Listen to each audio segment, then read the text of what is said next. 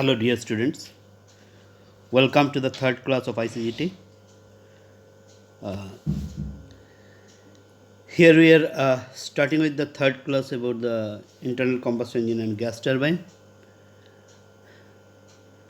You can go through the PPT I am showing you. These are the COs and POs.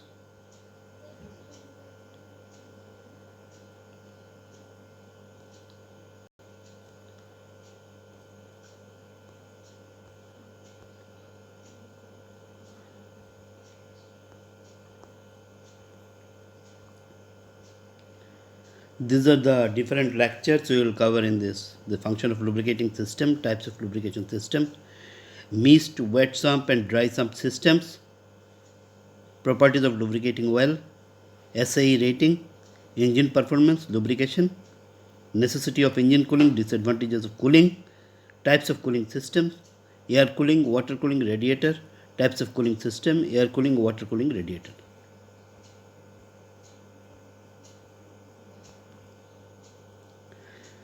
This is the first thing about the function of lubricating system. It reduces friction and wear between the moving parts. The first point I am talking about. It reduces the friction and wear between moving parts. There is no friction and wear between moving parts as a result of lubricating system. Because of friction, a lot of power is lost, and wear happens within the moving parts. So these are to be stopped, and as a result of that, lubrication is used. Lubrication stops friction, reduces the wear and tear between moving parts, and transfers heat. It transfers heat away from the engine. It doesn't only stop friction. Engine when running within the cylinder produces lots of heat because of the friction of the piston, the movement, and as a result that heat is to be dissipated. It is dissipated by the lubricating oil. Lubricating oil absorbs the heat. As a result of that, it itself gets heated, but the engine temperature decreases. This is very, very important to maintain the engine health. It cleans the inside of the engine.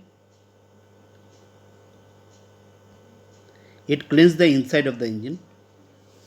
The engine inside is cleaned as a result of lubricating oil. Whatever dust particles, whatever other impurities are there within, because of those impurities coming because of petrol or the gasoline coming there, those impurities are cleaned continuously inside the engine. Because of those cleaning inside the engine remains clean, and as a result, no dirt remains inside. Because dirt hamper combustion process. Dust is an unwanted particle. In combustion process, you need a fuel-air mixture. Air means clean air. You don't need dust. So when dust is there, it affects the mixture burning, cuts power loss and increases fuel economy. It cuts the power loss to a large extent.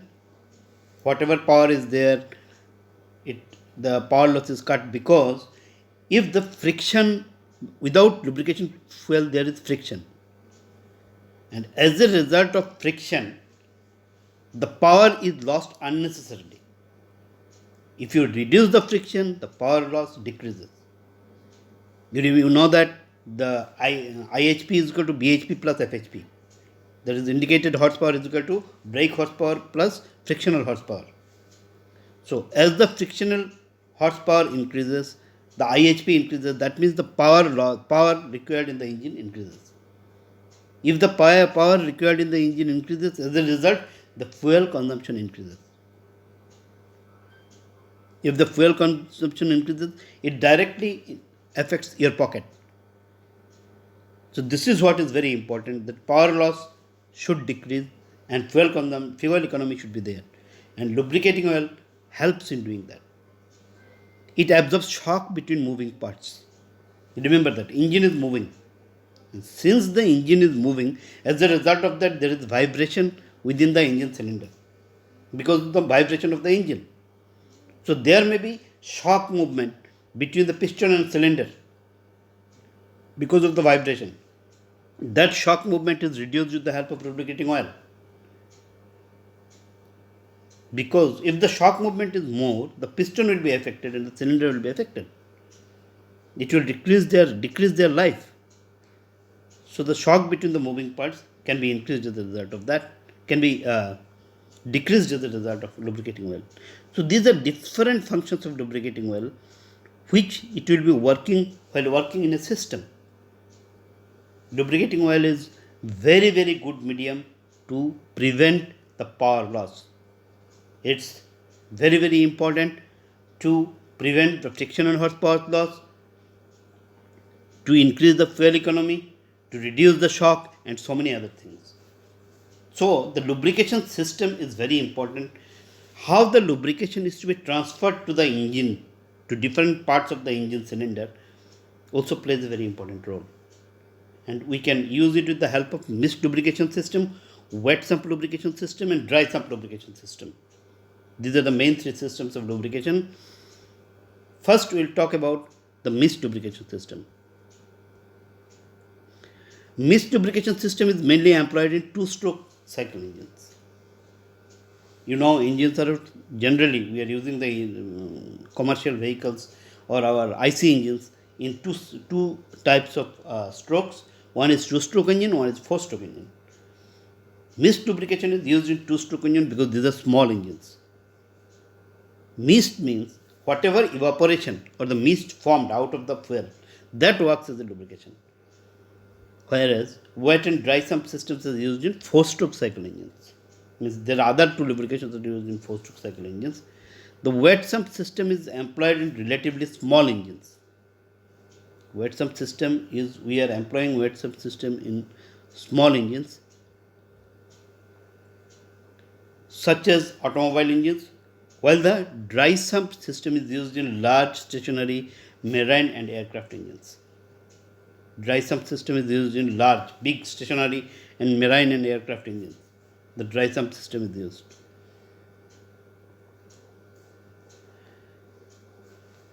Though we are using in small engines the wet sump system, its importance is very important for two-stroke engines. Basically, it is used for two-stroke engines.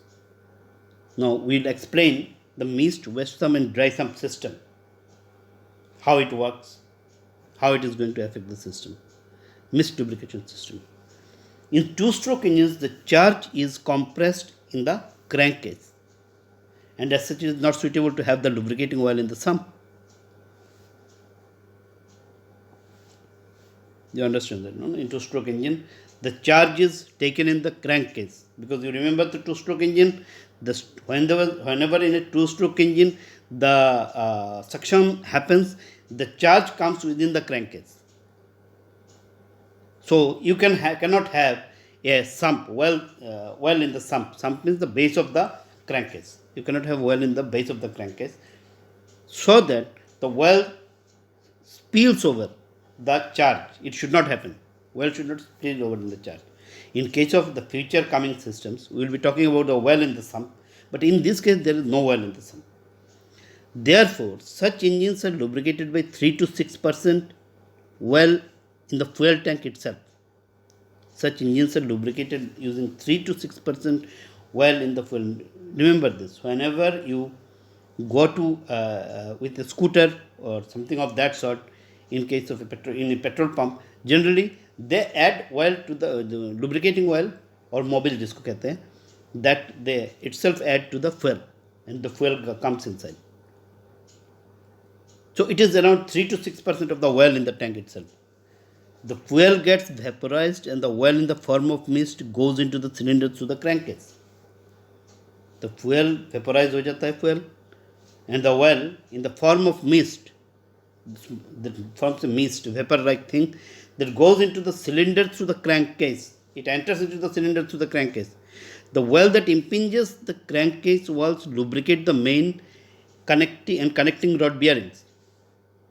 As it goes to the crankcase walls, it lubricates the connecting rod, the bearings, the piston arrangement, the piston rings, cylinder, everything. The main advantage of the system lies in the simplicity and low cost. And the system does not require any well pump, filter, etc. Remember that this system has no extra cost. Means in case of other systems, we will see in the four stroke engines, you need a pump, you need a filter, and there's a cost connected to that. Not only that, running the pump also uses up power of the car. So decreasing the power output or BHP of the car.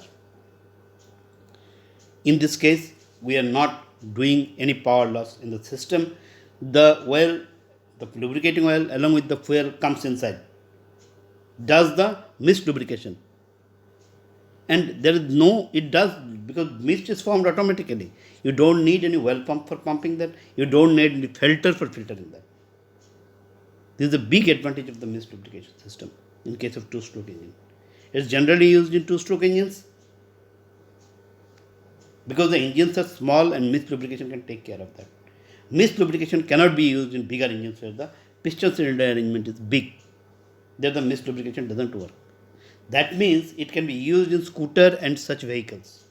That is why when you go with the scooter to the petrol pump, they put mobile oil along with the fuel. But in case of four-stroke engine, that is never done. Now we will come to wet sump lubrication system. In case of wet sump lubrication system, the bottom of the crankcase contains an oil sump. The crankcase bottom has an oil sump that serves as the oil supply reservoir. That is an oil supply reservoir actually. That means you can understand the bottom of the crankcase. There is a piston cylinder arrangement. In the piston cylinder arrangement, there is bottom of the crankcase, which is the position of the piston. That if I draw it, it would appear like this. If I want to show it.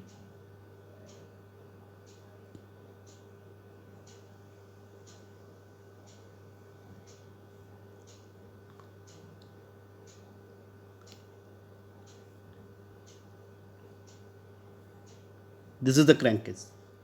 This is the crankcase. Here is the fuel. Here is the fuel. So, as a result, this oil comes in the crankcase bottom. You can understand this. You can see what I have drawn.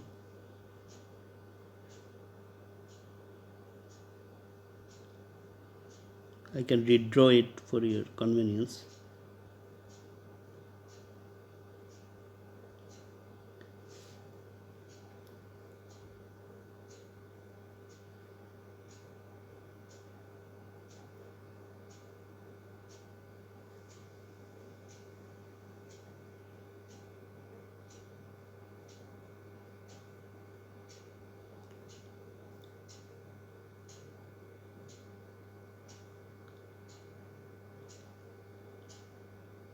This is the bottom part, fuel is there. This is the fuel. You can see. This part is the fuel. The bottom of the crankcase. There is the fuel. While dripping from the cylinders and bearings, cylinders and bearings के through जो well drip करता है, वो comes by gravity into the wet sump. By gravity it comes into the wet sump. It is picked up by a pump and recirculated to the engine lubrication system. The types of wet sumps used are the splash and circulating pump system, the splash and pressure system, the full force feed system. These are types of wet sump only. We are talking about the wet sump system. First we are talking about mist lubrication. Now we are talking about wet sump lubrication. In case of wet sump lubrication, it is divided into three types: the splash and circulating pump system, the splash and pressure system, the full force feed system.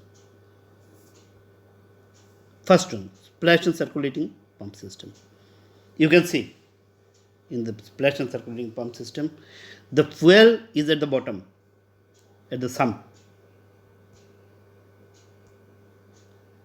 The fuel is at the sump, here, the fuel. You can see the fuel at the sump. And this piston cylinder arrangement comes down, this one. This piston cylinder arrangement comes up and down, goes up and down. As it comes down, it hits the fuel at the bottom. As the piston cylinder arrangement comes down, along with the connecting rod, it hits the fuel at the bottom and fuel gets splashed. You can see the splashing has been shown here. As water is splashed, the fuel is splashed. By splashing, it goes into the whole system. But for splashing, it does depend on for splashing, it does depend on the well strainer, the well pump.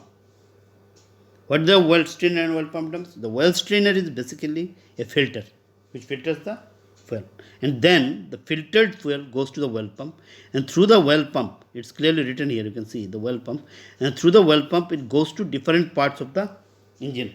Not different parts of the engine, at the sump, it goes to the sump. That you can see, just now I have shown the sump at the bottom. The sump is having, that is well troughs, you can see well troughs written here. You can see the well troughs written here. I'll show you.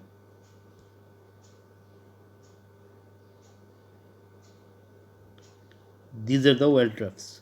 Well troughs.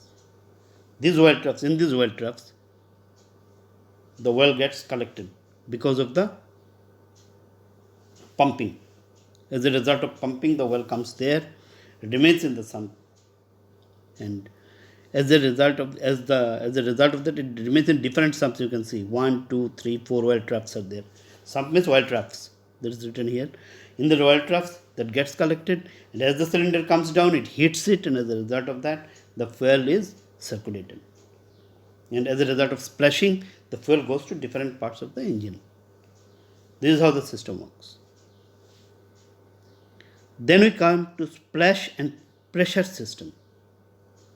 In this system, you can see there is a well strainer at the bottom, there is a well strainer, then there is a well pump.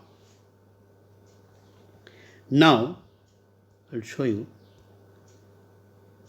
This is well strainer, this is well pump, and through the well pump, through these lines, the black lines, it passes to different parts of the system. Different parts of the system through this pipelining it is passing through. And it also splashes. It doesn't splash by sump, but as it goes through and it is openly fed into the system, as a result of that, it splashes inside. That this is shown in the first case as water droplets. You can see these water droplets in the form of water droplets. The splash. And the splashing is continued throughout the whole system. This is splash and pressure system. The splashing happens here as a result of splash. In this case, a pressure is to be maintained. What do you mean by pressure? Means there is a well pump. It has to get certain amount of pressure to make the fuel to run. You can understand in this case as compared to the previous case. You can see the previous case. In the previous case, the well pump is taking the fuel only to the well troughs. But in this case, the well pump is taking the fuel through the pipelines to different parts. The black pipelines, dark black pipelines you can see. So as a result of that, there is a lot of friction loss throughout the whole line. The pipe, longer the pipe is, the higher the friction loss is. And the more the friction loss is, more is the pump capacity required. So higher pump capacity means bigger pump, and a large amount of power is consumed in running the pump. But you cannot help it. It is used in 4-stroke engines. So a part of power goes in running the pump. So what happens? When you run the pump, a part of BHP goes into that. That means BHP is lost. Output BHP becomes less in case of engine. But that is a necessary evil. You have to take that. There is no other way out for that. So that's what it goes in the system. It passes through, you can see through the pipes and circulates to different levels. I'll show you how it passes through pipes. You can see this is pipe, this pipe, this pipe, this pipe. Through this pipe, it is passing through the whole system. It's getting circulated. This is pipe. It's passing to the whole system through the pipe. And this is pressure system. It is being called because it pressurizes the fuel to go. Then it comes to full force feed system. In this case, this is also a wet system,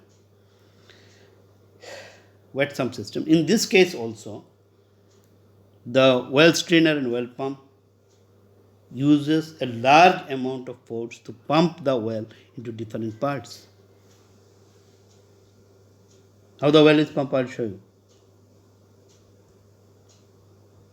These are the parts through which the well is passed. You can see these black pipes. These black pipes. Through these black pipes, the well is passing. And being distributed throughout the engine, total system throughout the engine. So, a large amount of force is required. It is called full force feed system because it doesn't depend at all on splashing. There is no splashing in that. Internally, through the pipe network, very thin pipe network, it goes to different parts of the system. So, the power consumption in the well pump here is much more.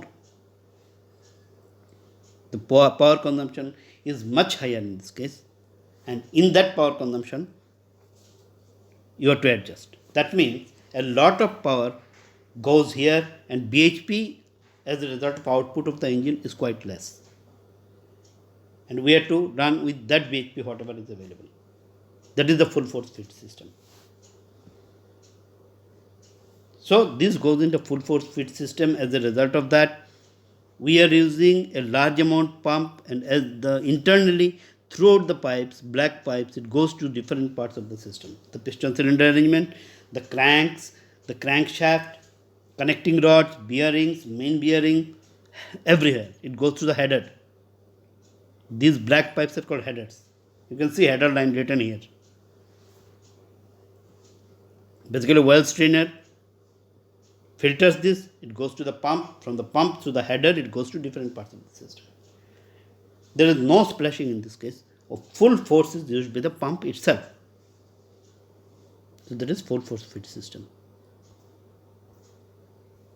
Then the third one, the dry sump lubrication system. In the dry sump lubrication system, we generally have a dry sump. The sump, through the sump, if I show you, this oil is passing through that. Oil is passing through this, goes to the filter here. Goes to the filter here.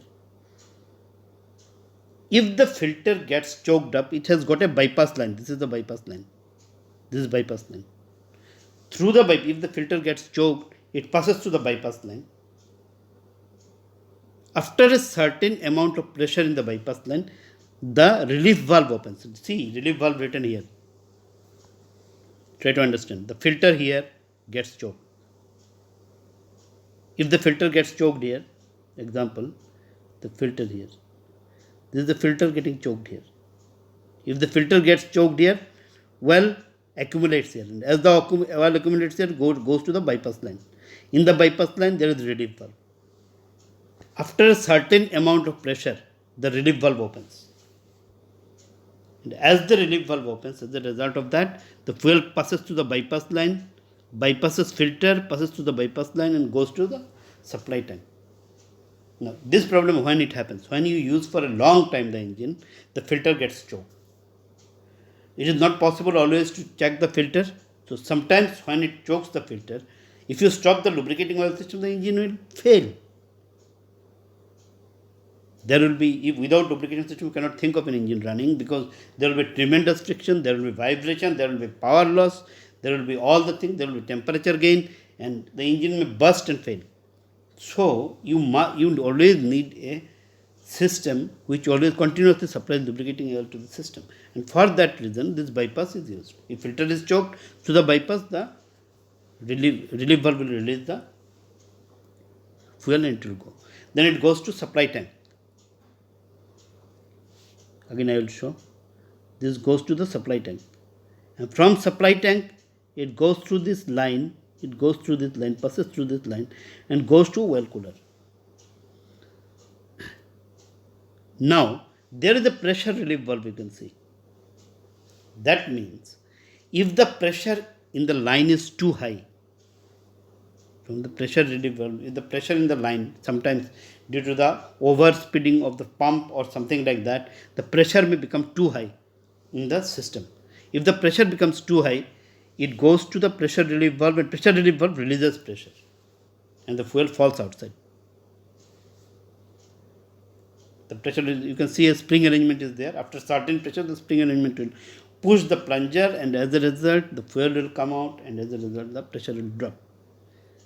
If the otherwise, it will pass to the well cooler, then to bearings, to the piston crankcase, and all the things shown here. You can see bearings, well cooler, and everything shown here. So this is the way the dry salt lubrication system will work. This is the total working of the system here in this case. I think the class is clear to you. This gives how different lubricating systems work in the IC engine. This is an important class for you. Give your attendance in the class. Give in attendance in Microsoft Team so that your attendance is marked. Thank you.